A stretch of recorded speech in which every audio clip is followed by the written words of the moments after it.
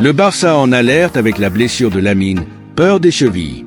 Frenkie de Jong avait des maux à la même articulation dont il n'est pas encore rétabli à 100%. Chaque corps est un monde. Chaque blessure est différente.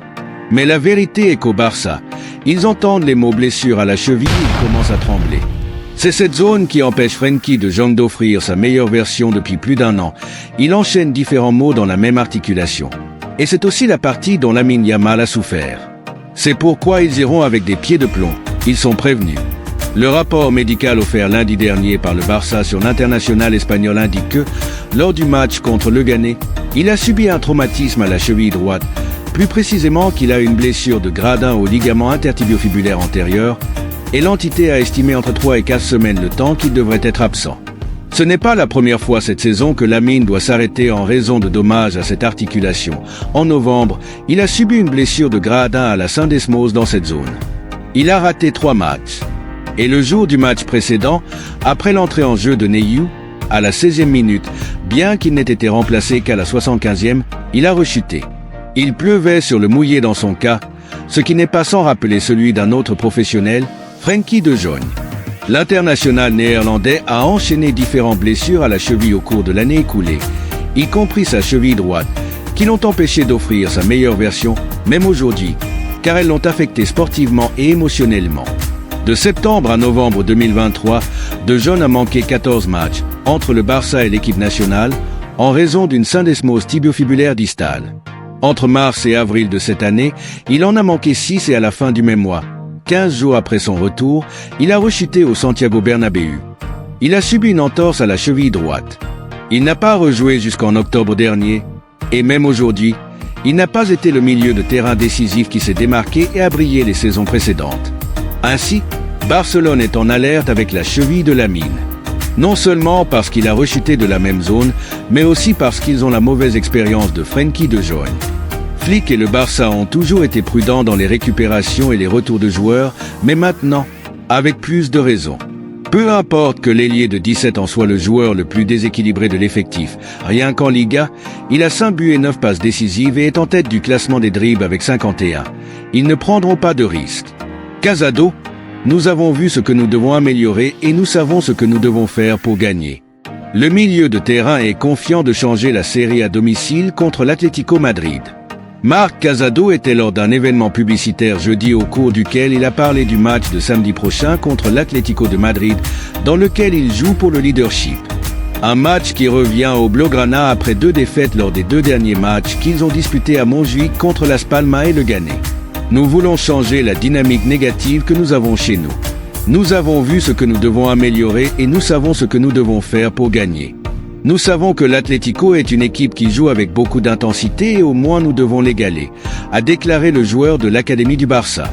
Casado se souvient de 2 matchs de cette saison d'une manière particulière. Cette saison, j'ai vécu des moments très spéciaux. Tout d'abord, atteindre l'équipe première a toujours été un rêve que j'avais depuis que je suis enfant. Il y a eu d'autres très beaux moments comme les victoires contre le Bayern et le Real Madrid. L'Atlético est une équipe qui joue avec beaucoup d'intensité et au moins nous devons l'égaler. Le joueur est désormais installé dans l'équipe première et c'est l'effort que cela lui a coûté. C'est un processus très long. J'ai joué au football toute ma vie et il y a des moments où vous le voyez de plus près et d'autres plus loin. Le plus important est d'avoir confiance en soi, de croire que l'on peut y arriver et de faire de son mieux pour y parvenir. Le Barça est à la recherche d'un remplaçant pour Montjuïc en Ligue des Champions, Cornella, Mestalla, Metropolitano. Ils pensent que le Camp Nou ne sera pas prêt et que leur stade actuel n'est pas disponible à la fin de la saison pour les matchs européens. Barcelone continue de réfléchir à l'endroit où il jouera ses matchs dans la seconde moitié de la saison. Bien que ce ne soit pas définitif, à Can Barça, ils commencent déjà à savoir qu'ils ne pourront pas retourner au Camp Nou avant la saison prochaine. Cependant, il y a plus. Barcelone ne pourra pas jouer ses matchs de Ligue des Champions à Montjuïc après la première phase en raison des engagements pris par la mairie avec le stade. Pour cette raison, le conseil est déjà à la recherche d'un autre domaine. La situation est la suivante. Comme cela s'est produit lors de la première phase, l'UEFA oblige Barcelone à jouer tous ses matchs dans le même stade pour tous les matchs qui restent jusqu'à la fin de la compétition. Pour cette raison, le conseil d'administration du Barça devra désigner un stade dans les prochaines dates et ici, le calendrier est serré. Il existe deux options qui varient en fonction de leur classement dans la première phase. Si le Barça n'entre pas dans le top 8 et doit jouer les barrages qui donnent accès aux huitièmes de finale, il devra préparer son stade avant le tirage au sort qui aura lieu le 31 janvier. Si c'est le cas, ils ne pourront pas nommer le Camp Nou comme stade car il ne sera pas prêt pour les matchs qui se joueront les 11 et 18 février. Entrer directement dans les huitièmes de finale. S'ils entrent dans le top 8, une option désormais plus viable puisqu'ils sont deuxièmes au classement, ils auront un peu plus de temps. Ils doivent désigner le terrain avant le 21 février, une fois que les matchs de barrage auront été joués et quelques jours avant le match des huitièmes de finale, qui est prévu les 4 et 11 mars.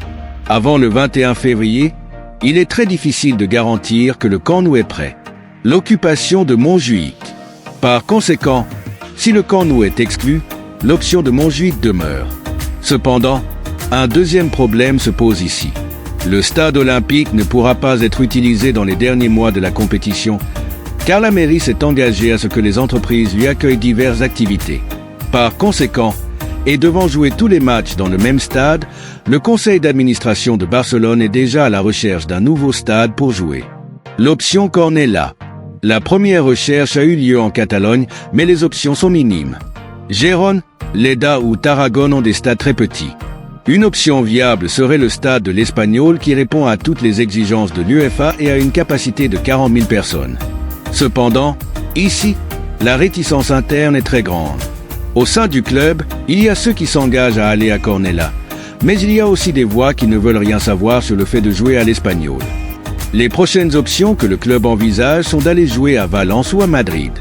Mestalla est également un stade qui répond parfaitement aux exigences de l'UEFA et avec une capacité considérable. Il en va de même pour le Metropolitano où l'Atlético de Madrid joue ses matchs, mais le problème est que la distance est le double de celle de Valence. Négociation avec le conseil municipal. La directive est actuellement engagée dans ce débat.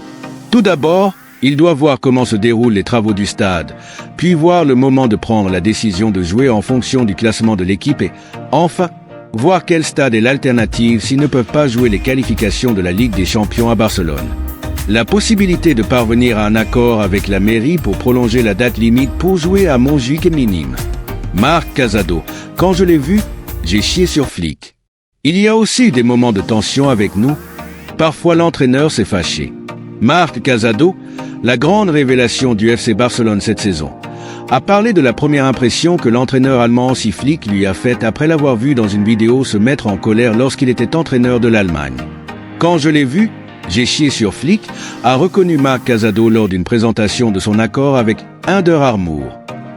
Casado, il y a eu des moments de tension avec nous, parfois Flick était en colère. Sur le caractère de l'entraîneur allemand, le footballeur de Samper de Vilamajor, Barcelone, a révélé que il y a aussi des moments de tension avec nous. Parfois l'entraîneur était en colère. Flick est un grand entraîneur qui prend très bien le vestiaire. Il y a eu plus de bons moments que de mauvais. Marc Casado. Casado a voulu mettre en avant le rôle de Hansi Flick dans l'actuel Barça. C'est un grand entraîneur qui prend très bien le vestiaire.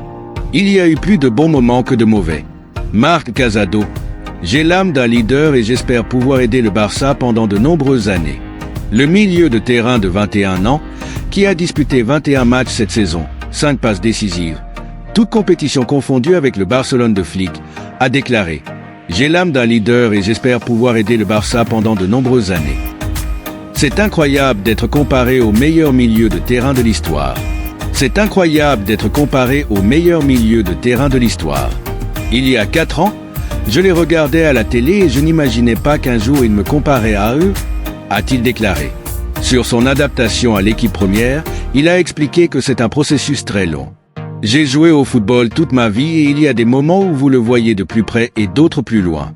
Le plus important est d'avoir confiance en soi, de croire que l'on peut y arriver et de faire de son mieux pour y parvenir. Marc Guiu, l'attaquant de 18 ans qui a tout ce qu'on ne peut pas enseigner et qui pointe du doigt l'erreur du Barça. Joe Cole souligne que Marc Guiu peut arriver et que l'attaquant espagnol de 18 ans a tout ce qu'on ne peut pas enseigner et joue avec le sourire aux lèvres. Marc Guiu, un attaquant espagnol de 18 ans, a marqué son premier tour du chapeau pour Chelsea lors d'une victoire 4-1 contre Shamrock Rovers en Conference League. Joe Cole, ancien joueur de Chelsea, Liverpool et international anglais, a posé la question à $1 million sur TNT Sport après les 3 buts de l'attaquant de Sanceloni, Barcelone. Ma pensée à propos de Guiu est, comment Barcelone l'a-t-il laissé partir? Le Barça a fait une erreur incroyable avec Marc. Ce gamin, Marc Guiu, dans 2 ans pourrait être un numéro 9 établi et incroyable. Joe Cole. Ce garçon dans 2 ans pourrait être un numéro 9 établi et incroyable, a déclaré l'ancien footballeur de 43 ans. Marc Guiu a tout ce qu'on ne peut pas enseigner. Et jouer avec le sourire aux lèvres. Joe Cole. Joe Cole a partagé que « Je pense que Marc Guiu peut arriver et que le Catalan a toutes les choses que vous ne pouvez pas enseigner et joue avec le sourire aux lèvres. » Marc Guiu sait quand entrer dans la surface. Son instinct, son agressivité, il est courageux, a-t-il déclaré à propos de l'attaquant espagnol, qui compte cette saison 10 matchs, 442 minutes, toutes compétitions confondues au cours desquelles il a marqué 6 buts. Marc Guiu aurait besoin d'aller quelque part et de jouer 20 matchs en Premier League pour être un meilleur joueur. Joe Cole recommande à Marc Guiu de chercher une sorte de prêt pour qu'il puisse jouer plus de minutes et ne pas voir sa progression ralentie. Ce serait probablement bien pour lui d'aller quelque part et de jouer 20 matchs en Premier League, et il sera un meilleur joueur. L'ancien footballeur estime que Chelsea ne voudra pas perdre de vue l'attaquant espagnol. Vous ne voudriez pas le laisser partir, car je pense qu'il aura son mot à dire dans la seconde moitié de la saison. Pourquoi Marc Guiu a-t-il quitté Barcelone pour signer à Chelsea? Marc Guiu, qui a fait ses débuts en tant que buteur à Barcelone à l'âge de 17 ans et 9 mois 33 secondes après son entrée sur le terrain, a quitté le Barça en 2024 après que Chelsea ait payé les 6 millions de sa clause libératoire. Flick sera-t-il capable de défendre l'attaque de Simeone? L'avis du présentateur de la tribu, ce vendredi sur Barça Athletic. Hansi Flick sera-t-il capable de défendre l'attaque de Diego Pablo Simeone? Il ne s'agit pas du 28 décembre, de la blague. C'est une question qui répond à la réalité actuelle du leader et du co-leader de la Ligue espagnole qui mesurent leurs forces ce samedi à Montjuic. On suppose avec la charanga entre les deux, mais avec un répertoire renouvelé ce samedi. C'est le grand match avec lequel nous disons au revoir à une splendide année 2024 pour le football espagnol et qui a maintenu l'inertie avec une Ligue de 3 qui n'a pas été appréciée depuis longtemps. Le fait est que les nombreuses vertus du Barça ont été minimisées ces dernières semaines parce que la question du hors-jeu est déjà résolue et révélée comme par magie. Les adversaires ont mis leur batterie à étudier et à analyser dans le tour de passe-passe que Flick propose avec la pression et la ligne de hors-jeu. Ils ont déjà découvert où le ballon est caché. 9 des 10 derniers adversaires ont réussi à battre Inaki Peña, bien que dans la plupart des cas, le potentiel de Lewandowski, Rafinha ou Ferran ait été suffisant pour gagner. Il ne semble pas bon signe de commencer chaque match en perdant 1-0. Si l'on ajoute que sans Lamine Yamal l'équipe ne carbure pas, les ellipses sont plus ellipses que jamais. Simeone le sait, bien que la chèvre lance la montagne comme cela a été répété dans le Cerro avec la présence du milieu de terrain de Gallagher à la recherche d'emballage et d'équilibre, Colo est convaincu que dans le doux moment de l'araignée, Julián Alvarez peut être définitif dans un match qui décidera du leadership à la fin de l'année. C'est le terrain de jeu des révolutionnés. Le Barça fait confiance à sa défense et à l'Atleti dans son attaque qui lui a donné 11 victoires consécutives, dont 9 avec 2 buts ou plus. Le monde a basculé.